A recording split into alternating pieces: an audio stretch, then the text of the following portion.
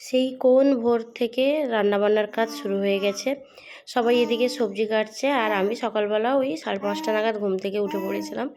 তারপর স্নান টান করে রেডি হয়ে গেছিলাম, কারণ ঠাকুর আনতে যেতে হবে। আর এদিকে দেখো সবজি কাটছে কিছুজন, তারপর হচ্ছে রান্নাবান্নাও অনেকটা হয়েছে, আরও হবে। তো তারপর যেখান থেকে ঠাকুর আসবে ওখানে চলে গেছিলাম। 21টা মূর্তি আমাদের বাড়িতে যাবে। এবার 21টা মূর্তি যখন এসে দেখি নিয়ে বেরিয়ে পড়েছে, রেডি হয়ে গেছে। আর বাকি মূর্তিগুলো ছিল, ওখানে গিয়ে প্রণাম করলাম। আর এই যে বড় গৌরাঙ্গ ঠাকুরটা দেখলে, ওটাকে নাকি বলে ষড়ভুজ না কি একটা যেন নাম বললো। বেশ, আমি সত্যি বলতে কি এর আগে এত ঠাকুর একসঙ্গে দেখিনি। আমাদের গ্রামের দিকে 4টা 6টা এরকম যায়, কিন্তু এই রকম যে 12টা, তারপর হচ্ছে 21টা এরকম করে যে ঠাকুর যায় আমার ঠিক জানা ছিল না। তো যাই হোক, এটা বেশ নতুনভাবে জানলাম। এই দিকটা আমার শ্বশুরবাড়ির দিকে এইরকম নাকি অনেক মহাপ্রভুকে নিয়ে যাওয়া যায়। তো 21টা ঠাকুর আমাদের বাড়িতে যাবে। আর তারপরে একটা জায়গা থেকে আমরা সবাই কোলে নিয়ে যাব বলে ঠিক করেছিলাম। সেই মতো সবার কোলে একটা করে ঠাকুর তুলে দেয়। আর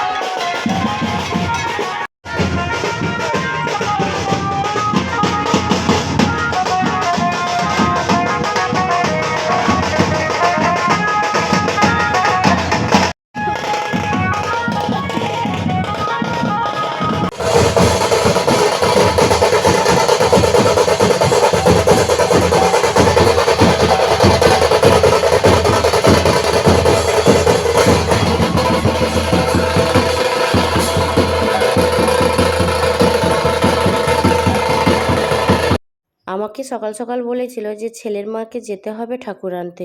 সেই মতো আমি কিন্তু বেরিয়ে চলে গেছিলাম ঠাকুর আনতে। আর এদিকে অনেক কাজ পড়েছিল, যেইগুলো হয়নি, কারণ অনেকটা টাইম লেগে গেছিলো ঠাকুর নিয়ে আসতে।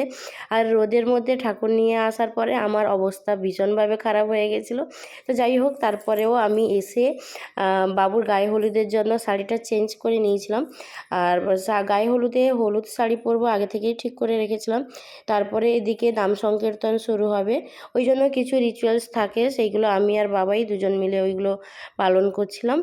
আর তোমার বাবাই এইরকম হোয়াইট পাঞ্জাবি পরে নিয়েছিল একদমে, কারণ ওর আর ইয়েলো পরার মতো টাইম নেই, কারণ দুজন মিলে যেহেতু প্রথমবার একটা অনুষ্ঠান করছি, বুঝতেই পারছো দুজনের কতটা চাপ।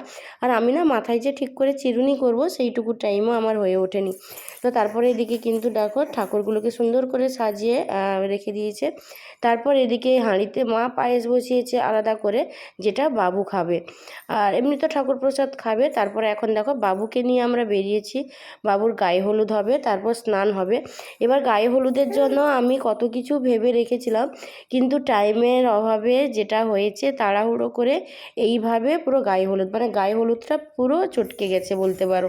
মানে আমরা একটা ভেবে রেখেছিলাম সুন্দর সেই এটা এনেছিলাম, যাতের মধ্যে তোমার ওই দুধ আর জল থাকবে, একসঙ্গে একটু ফুল টুল দিয়ে সাজাবো যেমনটা হয়, কিন্তু পুরো প্ল্যানটা পুরো ভেস্তে গেছে। কোনো রকমে গায়ে একটু হলুদ ছুঁয়ে বাবুকে নিয়ে বেরিয়ে যাচ্ছি পুকুর ঘাটে। বললো নাকি পুকুর ঘাটেই স্নান করবে বাচ্চা, তো সেই মতো পুকুর ঘাটেই নিয়ে যেতে হলো, কিছু করার নেই, বড়দের কথা শুনতে হবে।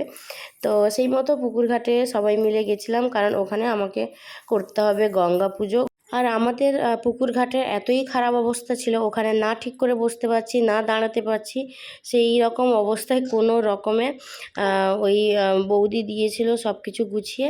তো ওইগুলো নিয়ে যেমনটা বলছিল, আমি তো এর আগে কোনো দিন করিনি, এর আগে না, এর আগে একবার করেছি, শাশুড়ি মা বলে বলে দিয়েছিল ওই 1 মাসের মধ্যে নাকি একবার গঙ্গা পুজো করতে হয়, ওটা আমি একবার করেছিলাম। তো যাই হোক, তারপরে মোটামুটি ওখানে ঠাকুর মানে মাটির ঠাকুর গড়ে ওখানে পুজো করতে হয়। তো পুজো টুজো করে তারপর বাবুকে ওই পুকুরের জলেই স্নান করালাম। আমাদের বাড়ির দিকেও কি এইরকম নিয়ম আছে যে ছোট বাচ্চাকে মুখে ভাতের দিন পুকুরে স্নান করাতে হয়। তো যাই হোক, আমাদের এইদিকে এইরকমই নিয়ম ছিল, এমনটাই হয়েছে। আর এই পুকুরে স্নান করা নিয়ে পরে আমাকে ভীষণভাবে ভুগতে হচ্ছে, কারণ বাবুর ঠান্ডা লেগে গেছে পরে। তো যাই হোক, যেগুলো পরে শেয়ার করব। তারপর বাবুকে নিয়ে বসে গেছিলাম পুজোতে, কারণ বাবাই অলরেডি আগে থেকে পুজোয় বসে গেছিলো। আর পুজোটা হচ্ছিল আমাদের ছাদের উপরে একটা রুমে। আর এই পুজোয় বসার জন্য আমি বাবুর জন্য সাদা লাল একটা পাঞ্জাবি রেডি করেছিলাম, মানে লাল পাঞ্জাবি সাদা ধুতি, কিন্তু সেটাও পরাতে পারিনি, কারণ গরমও প্রচণ্ড ছিল আর বাবুও ভীষণভাবে বিরক্ত হচ্ছিল, ওই জন্য ওর যেটাতে কষ্ট হবে ওই জন্য ওকে আর জোর করে কিছু করাইনি। আর এমনভাবে তেল চপচপিয়ে করে ওকে স্নান করে দিয়েছে এই গরমের মধ্যে। তো এমনি একটা হালকা পাতলা জামা পরিয়ে দিয়েছিলাম। তারপরে দেখো ও কিন্তু ঘুমিয়ে পড়েছিল। ঘুম থেকে তুলে নিয়ে এসে যখন ঠাকুরের কাছে ভোগ দিচ্ছিল ওইখানে একটু দাঁড়িয়েছিলাম।